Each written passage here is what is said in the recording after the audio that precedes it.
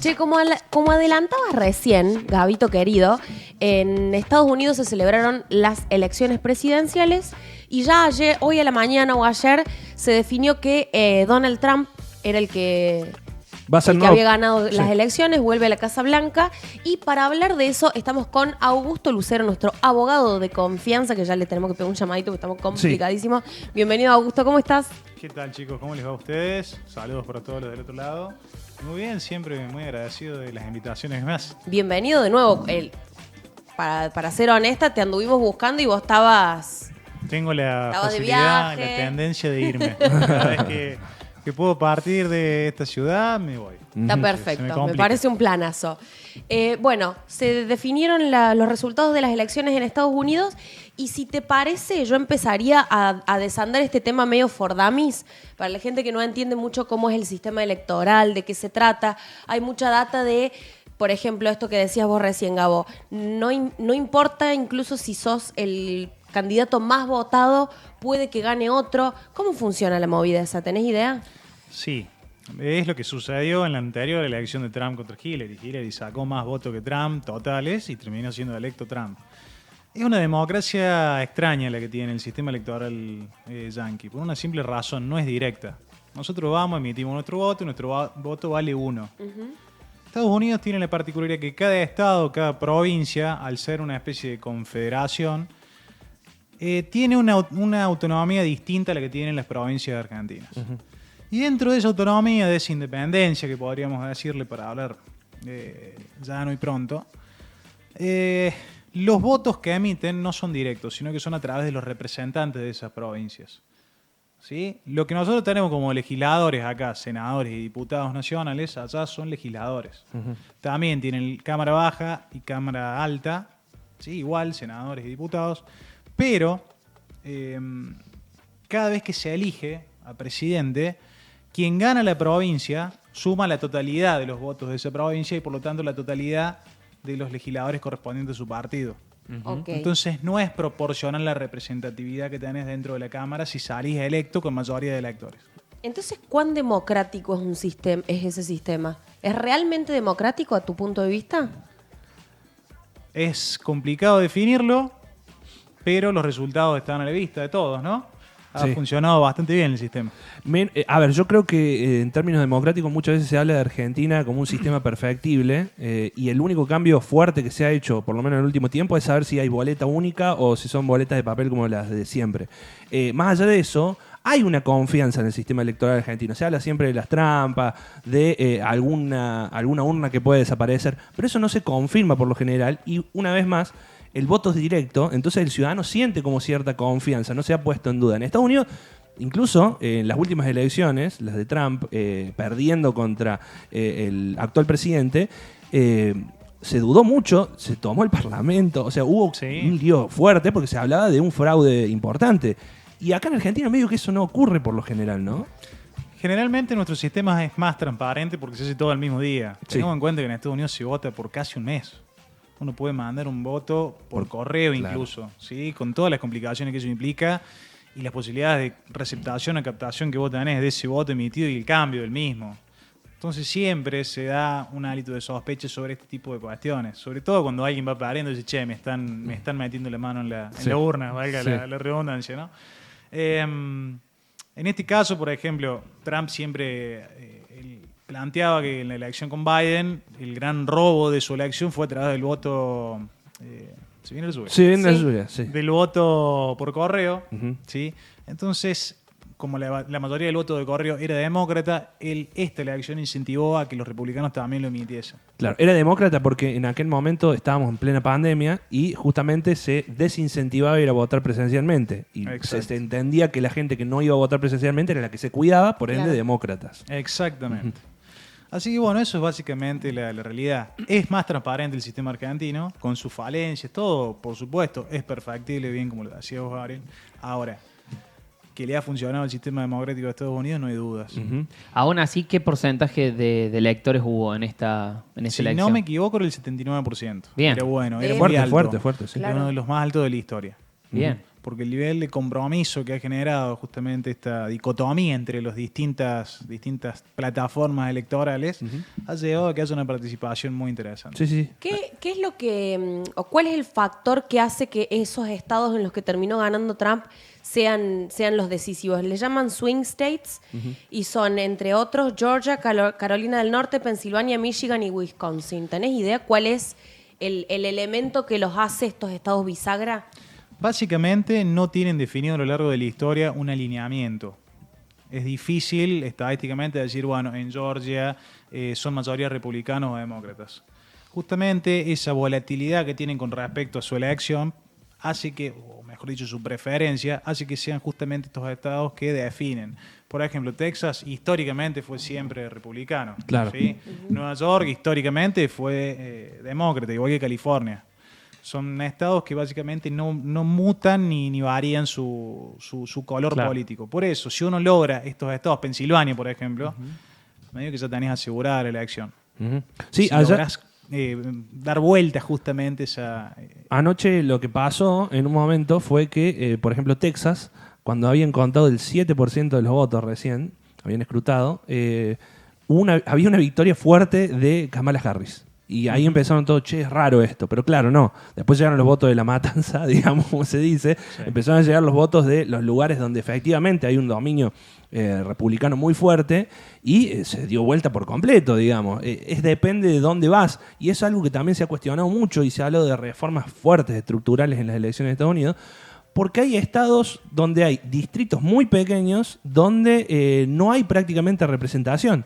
Entonces, por ejemplo, puedes tener 8 distritos donde haya una predominancia de votos afroamericanos y, sin embargo, dos distritos de un lugar donde no haya predominancia, sea mayormente blancos y quizás republicanos, te definen todo. Entonces no hay una verdadera representación. Se siente como que no valen todos los mismos los votos. Es como en la universidad, por ejemplo. El estudiante dice, che, tengo que hacer 3 votos para igualar uno de los docentes. Bueno, en Estados Unidos es básicamente lo mismo, me parece, ¿no? Sí, justamente es la trampa a la cual se ha recurrido de la política justamente para beneficiar siempre el bipartidismo de ellos, ¿no? Y fíjense, a lo largo de la historia también estuvo bien repartido, demócrata y republicano, o sea, está casi equitativa en la repartija del poder. Entonces, como le sirvió a básicamente los dos, hasta el día de hoy no ha habido modificaciones serias. Y creo que va a seguir así, el statu quo creo que prima en esta situación. Totalmente. Augusto, ¿en qué beneficio perjudica a nuestro país el nuevo presidente de Estados Unidos? Es muy difícil saberlo. Totalmente. Son todas expectativas y hoy... Igual somos medio amiguis ahora. Ideológicamente creo, claro. Está un poco más cercano.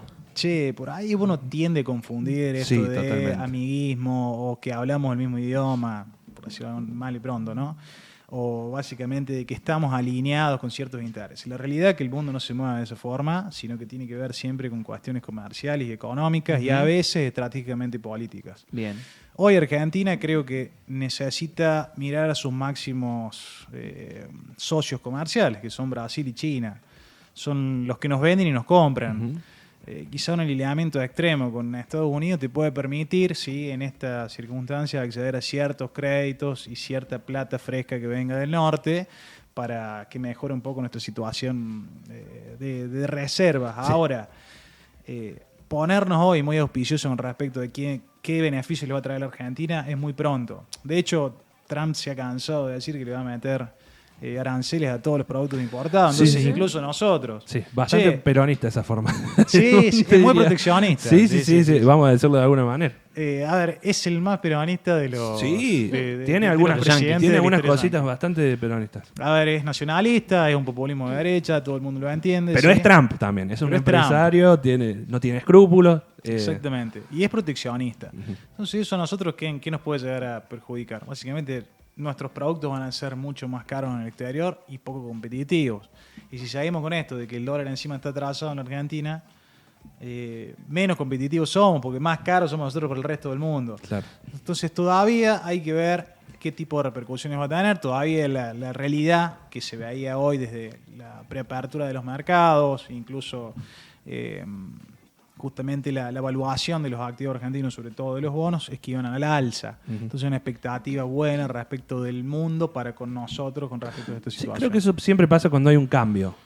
Por lo general, cuando hay un cambio de dominio, por ejemplo, acá en Argentina sucedió algo similar, digamos, cuando ganó Javier Milei la presidencia, también los bonos argentinos medio que tuvieron un alza, que después, bueno, fueron mermando un poco, pero también me da la sensación de que en Estados Unidos también esto de cambiar, de generar un cambio, afecta casi siempre, porque le pasó a Trump en el 2020, que había una tendencia al cambio también, porque todos esos objetivos que había planteado durante su campaña en el 2016 no los cumplió, o por lo menos no los cumplió de la manera exitosa que esperaba.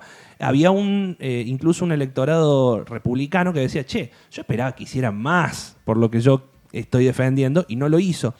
Y eso medio que le pasó también a Biden, que independientemente de eso, recordemos, sigue siendo el presidente, no fue candidato porque básicamente está teniendo problemas de salud, está senil, o sea, está con un problema grave y lo tiene que reemplazar una candidata que es mujer, afroamericana, indio descendiente, o sea, un montón de cuestiones en contra y muy posiblemente iba a terminar reflejándose eso en las urnas, ¿no? Sí, por supuesto. También tengamos en cuenta que hay una especie de cambio de época, cambio de era con respecto a la evaluación que hace la población en general con respecto a la política tradicional. Sí hay un hartazgo. Y más allá de que la gestión de Biden, Kamala, tuvo uno de los índices de desocupación más bajos de la historia de Estados Unidos y tuvo durante 2 años sostenido el 3% del crecimiento de su PBI, o sea, crecimiento sostenido en Estados Unidos, después de salir de una pandemia, con todo lo que eso implica, ¿no? Con la inflación que tuvieron todo, y con las medidas restrictivas que ellos pusieron para que bajase la inflación. La gente no recompensó eso, sino que justamente observó que las grandes diferencias económicas entre los grandes grupos de élites beneficiadas de la política, de lo que sea, que nosotros lo vemos acá en Argentina, y el resto de la población, sí, básicamente fue lo que terminó privando. Sí, hay un sector que realmente se benefició de esto, está bien, pero hay una gran mayoría, más del 70% de Estados Unidos, que se encuentra sumido en la línea de la pobreza. Ahí casi, distinta a la pobreza nuestra, ¿sí? No vamos a hablar de lo mismo, son distintos indicadores, ¿no? Pero para que se entienda, hay una amplia mayoría que está en descontento con el sistema político tradicional. Sí, y aparte me parece que hay una cuestión incluso ideológica que supera los datos. Esto del debate progresismo o conservadurismo ha afectado mucho en todo el mundo, pero en Estados Unidos especialmente, ¿no? Acá, bueno, se está viendo hoy en día también en Argentina un debate fuerte. Hay un periodista que en un programa de televisión que dice la gente no quiere papas putos, dijo así en la televisión, y eso es un debate mucho que en Estados Unidos también está surgiendo, de un sector conservador, religioso, lo que sea, que dice, che, me cansa el progresismo. Y un poco tienen de razón, porque la agenda progresista, digamos, se ha incluso llevado a un extremo tan grave que el estadounidense promedio dice, la verdad que no me gusta esto. Lo que es la idiosincrasia estadounidense por lo general no lo perdona eso, ¿no? Sí, igual a mí me resulta muy ajeno poder colocarme en la cabeza de, o sea, cómo la manera en la que piensan. Creo que estamos hechos de dos fábricas completamente diferentes. Y otra cosa que también me llama bastante la atención es el apoyo ahora que se ha demostrado y que ha tenido de la comunidad latina, Trump. No me entra en la cabeza. No sé cómo puede llegar a suceder algo así. A mí tampoco. Pasa que uno piensa que Trump discursivamente puede ser muy agresivo por ahí contra las mayorías inmigratorias ilegales, pero la inmensa mayoría de población latina en Estados Unidos tiene el green card o es ciudadano. Tiene, sí, una ascendencia por fuera de Estados Unidos, pero la mayoría ya son ciudadanos. Entonces, por ahí decir, che, no, la verdad que no lo votarían por esta circunstancia de que ha sido xenófobo, lo que sea, no. En realidad, lo que se vota es justamente un poco el hartazgo del sistema político tradicional, de la forma de hacer política tradicional, de las garantías a las élites. Y por otro lado, este discurso que viene a romper el status quo y de decirle, che, yo les voy a dar un lugar para que Estados Unidos sea grande de nuevo, tengan trabajo otra vez, accedan a otras oportunidades que no accedieron. A ver, los sistemas progresistas han fracasado hasta ahora. Si no han logrado en los últimos años mantener su hegemonía como estuvo en otro momento. Han sido tan progresistas que se volvieron conservadores. Se pasaron de rosca. Se pasaron de vuelta. Llegan siempre a los extremos. Y justamente esas grandes diferencias que ha ocasionado estos sistemas progresistas dentro de el mundo occidental, está llevando a que haya un volcamiento hacia los discursos más de derecha, también populistas. Ujú. Que es muy similar a la plataforma de campaña de Javier Milei el año pasado. Tiene mucho que ver con la plataforma de campaña, el MAGA, el Make America Argentina, Great Again. Acá es Make Argentina, digamos, va por el mismo lado, pero con muchas diferencias. No es la misma ciudadanía. Es como decís vos, son Sí, a otra ver, cosa. plataforma electoral, sí. Sí. Política, plataforma política totalmente Nada que ver. antagónicos. Nada que ver. Por más que, de nuevo, retrotrayéndonos un poquito lo que preguntabas vos, Luli, ¿cómo nos ha afectado esto a nosotros Argentina? Y la realidad es que sí, discursivamente en algunas cuestiones estuvieron de acuerdo en cómo mostrarse ante el mundo y ante su electorado, con agresividad, esto de dividir. Ir en contra de la justamente. progresía. Ir en contra de la progresía, lindo término. Sí. Pero la realidad es que ideológicamente, en cuestiones económicas, estamos en las antípodas. ¿Sí? Esto es un nacionalismo intervencionista que va a meter regulaciones a las aduanas, a las migraciones. Nosotros estamos acá en Biolep, parimos todas las fronteras y hay libertad total. Estados Unidos quiere cerrarse y ser lo propio y crecer desde ahí. Argentina quiere abrirse y tratar de crecer desde ahí. Igual- Quizás es más peronista el pensamiento. Claro, es lo que traemos decíamos acá. recién. No es peronista. No, Trump si no es lo bajamos peronismo, acá. pero sí tiene medidas que hablan de proteccionismo. Como Y decimos. esto que decía Augusto del crecimiento que se ha dado en el gobierno anterior y de la poca desocupación, digamos, quizás condiciona o anticipa en la próxima elección argentina.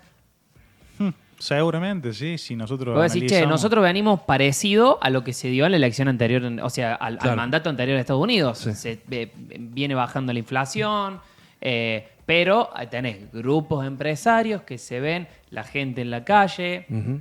los sectores más populistas, por así decirlo, más populares que salen entonces puede vaticinar lo que puede llegar a ser la próxima elección, de que pese a que hay una mejora económica, hay una mejora en cuestiones de números, no se traduce tanto en las Bienestar. urnas, digamos, también. Sí. A mí me gusta siempre hacer un análisis historicista por ahí de estas circunstancias, porque ya pasó, es todo cíclico esto. Sí. Si nos ponemos a analizarlo un poquito, podría ser esto salida del 2002, ¿sí? Primeros inicios de Néstor instalándose, una especie de ¿cómo decirlo? Crecimiento de todos, desarrollo, sí, empezó a estabilizarse la economía. Cuando eso ya se había logrado y se había agotado, se avanzó sobre la cuestión ideológica y sobre todo la discursiva, ¿no? Esto del relato que se formó del kirchnerismo, que fue lo que lo mantuvo vivo hasta última instancia. Yo creo que hoy el proyecto político de los libertarios y de Milei va en un camino muy parecido, una reactivación económica que va a terminar sintiéndose el año que viene y el próximo, y posteriormente un fuerte trabajo sobre el relato. Que ya lo está haciendo, digamos. Sí, Medio es que ha fuertísimo. profundizado. De hecho, si vemos cada una de sus apariciones en los últimos meses, es reafirmar y profundizar lo mismo, convalidándose con cuestiones internacionales y locales también, ¿no? Sinceramente, yo creo que los libertarios han llegado para quedarse, ¿sí? Pero hay que ver que no se pase de roja como pasó con el progresismo en su momento. Sí, esto es muy simple. Los extremos siempre se tocan. Es una cuestión básica. Y terminan siendo siempre justamente ignorados y por ahí hasta molestan al ciudadano común. Claro. ¿Sí? Esto es muy simple. A nosotros no nos va a afectar realmente qué pasa con la política. Nos vamos a tener que levantar y trabajar igual. Entonces, lo que nos va a terminar siempre influyendo en una cuestión electoral o no es más el humor y una cuestión emotiva que la económica. Totalmente. Muchísimas gracias, como siempre, por venir, Augusto. Un placer.